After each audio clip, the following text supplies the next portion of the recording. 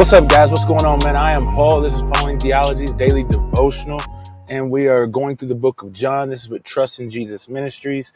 Glad you're here. We are here to help you to trust in Jesus more every day. If it's for the first time, man, we would love for you to put your faith in him, to trust in him, and see how great a life it is. That's why we're doing this. Come see Jesus. Come see who he is. Find out who he is. And if you already have trusted him for salvation, man, we want you to trust him even more. Come see who Jesus is and how he can be trusted in everything, in every aspect. And we got a good one for you today because it's going to demonstrate why he has this trustworthiness that I'm so talking about all the time. So without further ado, unless you haven't read the scriptures yet, John chapter 6, verse 16 through 21. Check it out. Stop the tape if you haven't read it yet.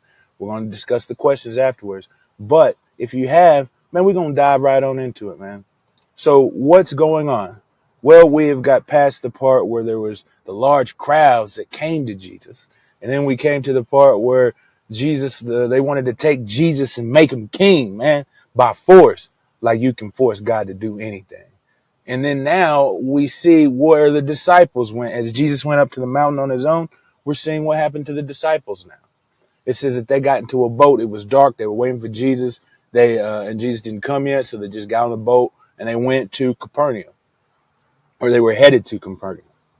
And so as this thing happens, it says that they're on the boat, and this gust of wind just took over, and it started to be kind of hectic on there. And as they were in the midst of this storm, they saw a figure walking upon the sea, walking upon this lake, right? And they got scared. I'm sure they were scared of a lot of things because of the storm, because I've heard that there is like a the storms there are quick, fast, and heavy. It's like they come out of nowhere and they are extreme. Man, I was in the Rocky Mountains and I got a sense of what that was like, as it was pretty nice outside for a while, and then all of a sudden it was hailing and storm. So much so it messed up the awning on my van, and so I had to get it fixed from a buddy. But it was crazy, the suddenness and the intensity of the storm that happened. And I think that's what they're talking about, that there's a sudden and intense storm that happens. But at the same time, they also see a dude walking on water. In the other gospels, some of them say they think they see a ghost or something, a apparition, and so they're afraid in that way. But however or whatever it is, man, they're scared. But Jesus comes with comfort. He says, "It is I. Do not be afraid." And when they recognized it was Jesus, they trusted that it was him. Well, they wanted to bring him on the boat. They took him on the boat. And then it says that they were at the shore. So there's a couple things here that I want to talk about before we dive into the questions. The next question is first off, man, that this here pairs with the feeding of the 5,000. And remember, we talked about how it said that it was the feast of the Jews and what that might mean, and how every time we see Jesus doing something, John coordinates it with some type of feast festival, or the Sabbath in particular on the first one. Well, this one alludes to the Passover event as well, as it talks about the bread that Moses gave to the people. And so Jesus gives bread to those people. It's an allusion to that. And then now it's another illusion, which is pretty amazing, is of the parting of the Red Sea. After the Passover, they got up, had their sandals tied and everything, and they took off and they crossed the sea. And so this is kind of like a greater Moses. Hebrews talks about that Jesus is better. Jesus is better. And Jesus is better here, as in the 5,000, he feeds 5,000. There's many left over. And then now he walks across the sea rather than having split the sea. He just walks across it his own self on top of the sea. And what's unique about it is that it is how the people of Israel crossed the entire sea. And so this could be why it says, and immediately that the boat was where they were going to be going. It's not so much that as soon as Jesus got in the boat, they were there instantly, but it might be more of a thought that Jesus, what do they call that? Not transgressed, but he walked basically across the entire lake. Just as God for Moses split the sea, instead Jesus walks across the entire sea. Also, secondly, I think this talks about his dominion over nature, because the storm is coming, and we read in the other accounts that there was a calming of the storm. But in this, it is that he can control the sea, that he can control the chaos that is all around him, because oftentimes sea means chaos. That's where all of the forces of nature and the scariness of life is bound up in the deepness of the sea. And Jesus is calmly, during this great storm that comes upon them, walking across it. It's because he has no fear, because he's in control of the situation. And then finally, the fear that the disciples have as they see him, he says, but a word. He says, it is I. Do not fear. Now, the it is I, we talked also about how the emphaticness of using the pronoun, like explicitly stating the pronoun when the verb is already there to showcase what pronoun is used. And so it says ego eimi.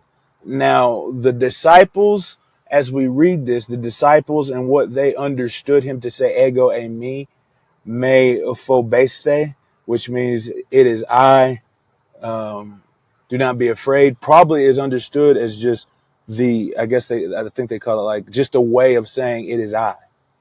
But as a person that John is writing to, he can put these undertones, as the Holy Spirit does and moves as well, of what this might actually entail as he says these things. Because we're going to go into a discourse here right after this, and a couple of chapters where he begins to define himself, his identity as the I am of the scriptures, as the one who spoke to Moses in the burning bush.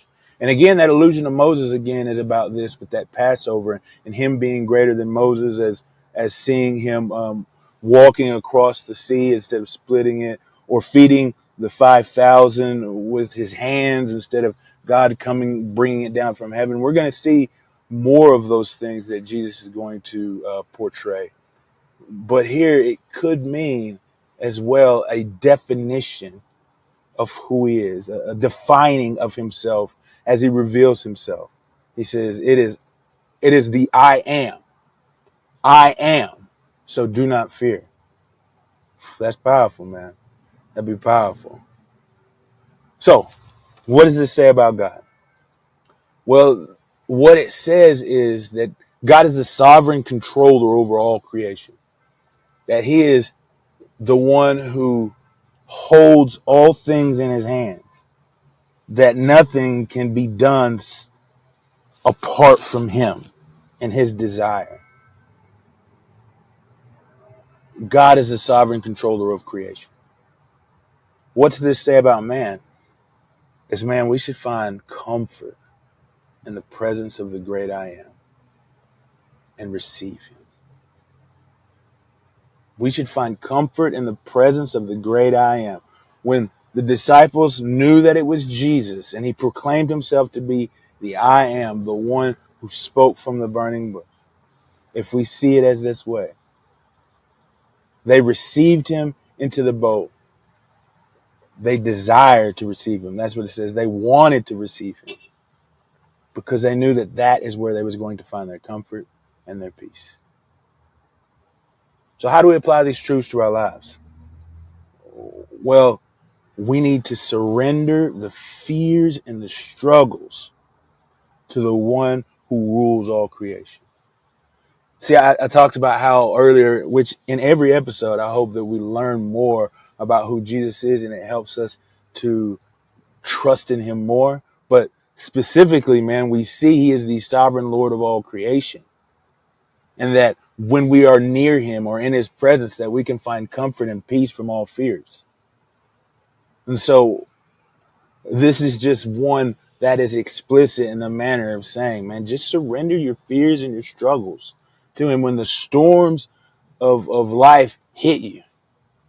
When it's very difficult to carry on sometimes because there's just fear that encapsulates and anxiety that overtakes. And put those things into the one who can calm all of that. That can give peace beyond understanding. Because if he can control the winds and the waves, if he can walk on water, whoo, what can he do with your life? So today, think of one of those things that's holding you and turn it over to him. I appreciate you guys for listening, and I'll see you in the next episode.